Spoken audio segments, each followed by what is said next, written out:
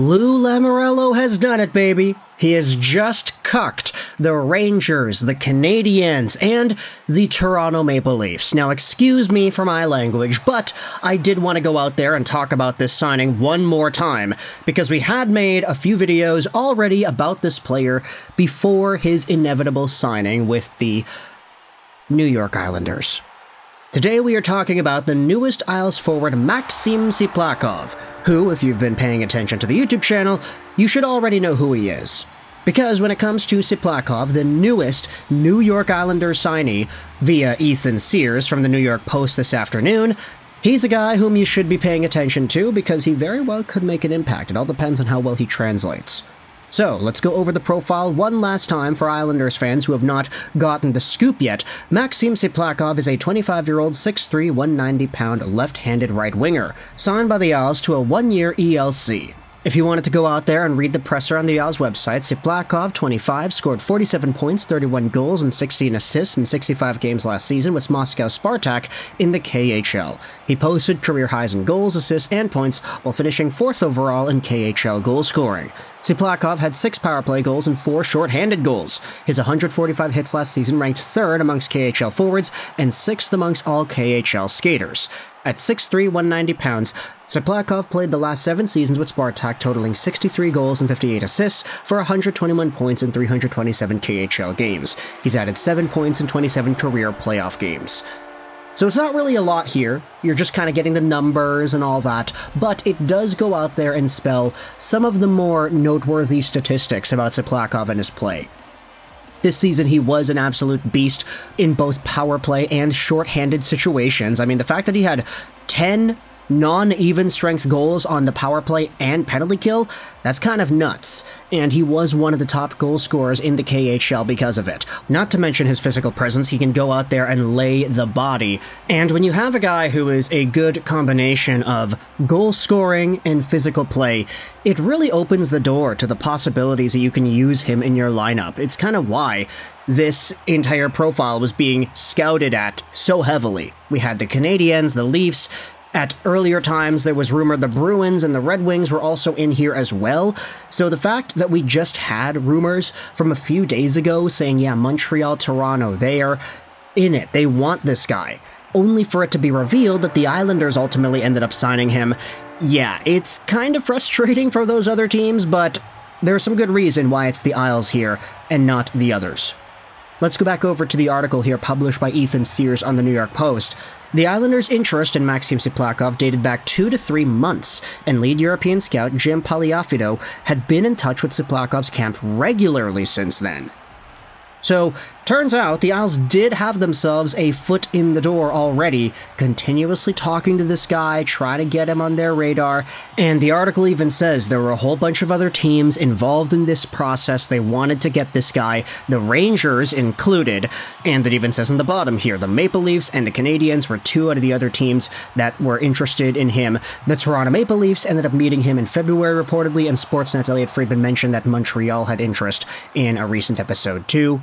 So now the question comes with where exactly Tsyplakov is going to play in this lineup. Well, to help us out, let's go over onto the New York Islanders subreddit because there is a good discussion going on there as to Tsyplakov and what his usage could be.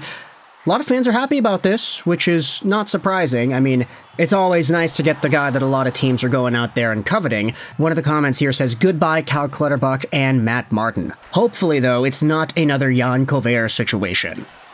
And that is also one of the names that I wanted to bring up in this conversation too, because we had talked about this in the prior video, but just because a guy is super good in the KHL does not mean, by any stretch of the imagination, that he's guaranteed to being good in the NHL.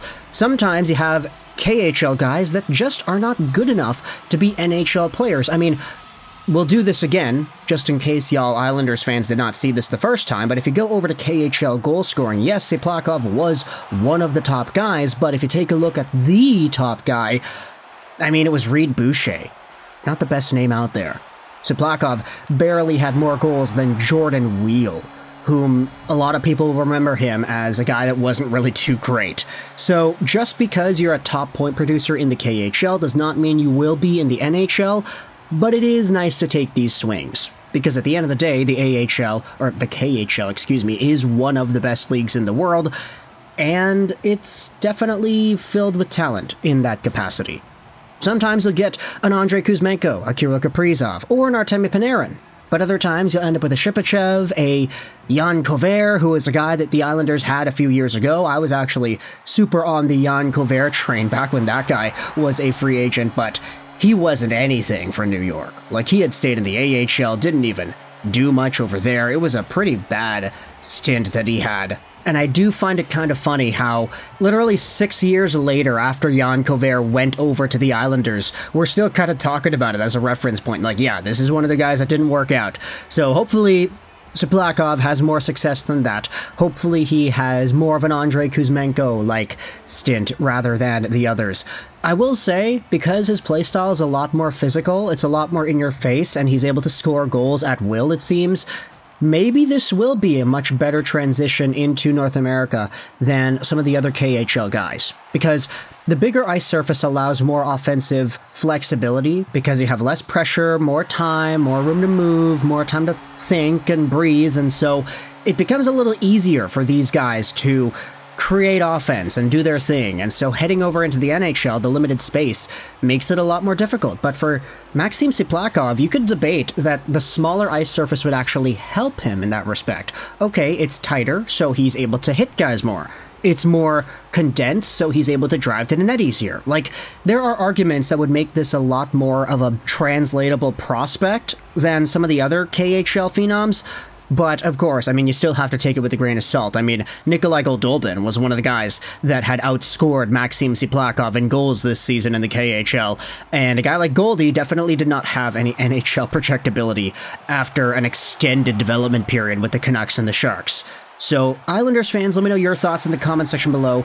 Maybe Tsyplakov could really go out there and replace the Matt Martin physicality. Who really knows? I mean, Clutterbuck, Martin, these guys, they hit, they block shots, they didn't really score too many points. So if Tsyplakov could at the very least supply the physicality department, maybe he doesn't even score too many points. Maybe he maxes out at like 15 goals and 30 points in an 82-game season. As long as he is a physical presence and he's going out there and laying the body, there's value there. So, Islanders fans, let me know your thoughts in the comment section below about y'all signing Maxim Tsyplakov, and if you're a fan of some of these other teams, the Maple Leafs, the Canadiens, the Rangers, what are your thoughts on Lou Lamoriello getting his foot in there and stealing this guy away? Any potential line combinations you'd like to see? Do you think the Islanders really shake things up in terms of their forward core? Where does Tsyplakov play? Does he get a top 6 role right away? Do you put him on your first power play? Or do you just kind of test the waters, see what things are like in the preseason, and then roll from there, see if he's actually able to be a top-line guy? Because sometimes these KHL guys do that. I mean, Kuzmenko was a top-line player with Vancouver immediately, but then we all recognize that things fell off really quickly, and yada yada yada. Artemi Panarin, same thing. When he came over, he was with Patrick Kane, so do you think Tsyplakov has a similar fate? Do you play him with Barzal? Do you play him with Horvat? Let me know your thoughts in the comment section below. I hope you enjoyed this Vishashros 99. And bye.